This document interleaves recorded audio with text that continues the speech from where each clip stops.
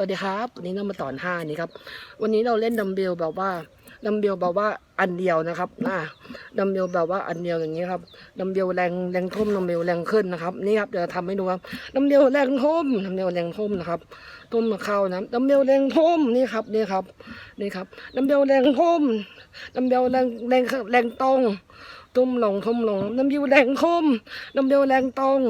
ทุ่มกันลงนะครับดัมเบลแรงทุ่มดัมเบลแรงตรงทุ่มลงนะครับดัมเบลแรงทุ่มดัมเบลแรงลงนะครับดัมเบลแรงทุ่มนี่ครับเป็นเมตรได้นะครับดัมเบลแรงลงทุ่มลงนะครับนี่ครับดัมเบลแรงทุ่มดัมเบลแรงเมตรดัมเบลแรงลง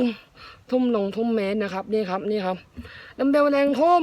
ดัมเบลแรงลงดัมเบลแรงเมตรทุ่มเมตรนะครับนี่ครับดัมเบลแรงทุ่มลงดัมเบลลงขึ้นเมตรดัมเบลแรงทุ่มลงดัมเบลแรงขึ้นเมตรทุ่มลงขึ้นเมตรนะครับนี่ครับดัมเบลแรงทุ่มลงดัมเบลแรงทุ่มเมตรทุ่มเมตรนะครับทุ่มลงขึ้นเมตรนะครับบ๊ายบายนะครับ